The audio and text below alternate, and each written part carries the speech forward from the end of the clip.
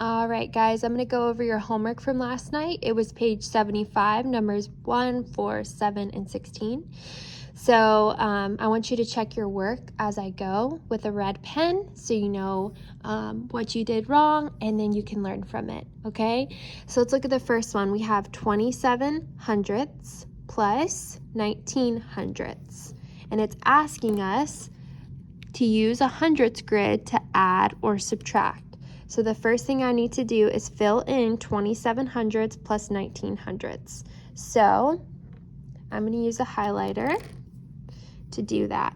Okay, for 27 hundredths, I know that each column has 10 units. So if I shade in 2 columns, that'll be 20 units total.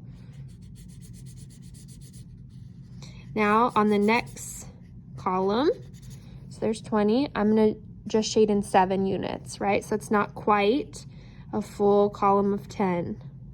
So there's 27. For my 19, I know that that's going to be 10 and then 9 units, but I have to start where I left off, okay? So I'm going to count to 19. 1, 2, 3, 4, 5, 6, 7, 8, 9, 10, 11, 12, 13, 14, 15, 16, 17, 18, 19, okay? That way I know how many units I need to shade. Okay, it's kind of messy, doesn't have to be perfect. All right, so we have 27 hundredths and 19 hundredths. So since we're using the grid, we can just add how many columns we have fully shaded in and count by tens. So 10, 20, 30, 40, and then this last 5th column is not quite shaded in. So 40, 41, 42, 43, 44, 45, 46. Our answer is 46 hundredths, okay? So now let's look at number 4. Number 4, we are just adding the sum, or we're adding this problem to get a sum. You could use a hundredths grid, but I want to show you how to just add straight down by lining up our decimals. This is what you do on your timesheets for your running total.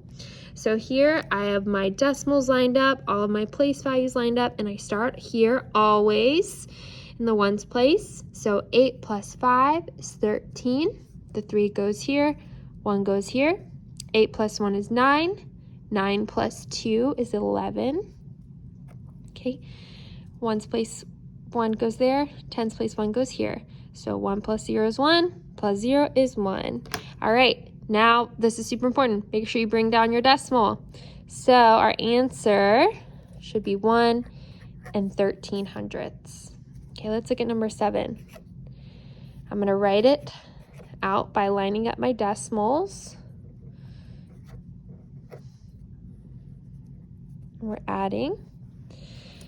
So I have my decimals lined up, all my place values lined up. 6 plus 5 is 11. 9 plus 1 is 10. 0 goes here, 1 on top. 1 plus 1 is 2. Lastly, bring down your decimal.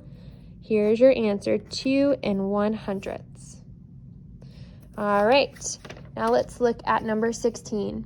So number 16 says, each shaded area in the grids below represents a decimal. Part A is asking what is the sum of the decimals. So here's what I would do. I know I have to write an addition problem because that's what sum means, that we're working with an addition problem. So I'm going to count how many rows are shaded in fully first. So 10, 20, 30, 40, 50, 60, 70, 80, 81, 82, 83, 84, 85, 86, 87, 88, 89. 89 hundredths. Okay, make sure you're writing it as a decimal and not a whole number. We're not looking at 89 fully shaded grids, just 89 hundredths. 89 units out of this hundredths grids are shaded. Now let's look at the green squares, or in your book it's blue, but we'll go with it. Count the fully shaded tens. 10, 20, 30, 31, 32, 33, 34, 35, 36, 37, 38. Okay. So now you can just add these together. Line up your decimals. 9 plus 8 is 17. 8 plus 1 is 9. 9 plus 3 is 12. Okay, bring down my 1 because 1 plus 0 is 0. Plus 0 is 0. And now bring down my decimal. The answer should be 1 27 hundredths. Okay, that's what this problem is showing. So let's look at part B. Explain how you found your answer. Well, I counted the 89 squares on the first grid and 38 squares on the second grid. I know that the 89 squares mean that the decimal is 89 hundredths. The 39 squares shaded mean that it's 38 hundredths. And then I added them together here, and I got the sum is 1 27 hundredths.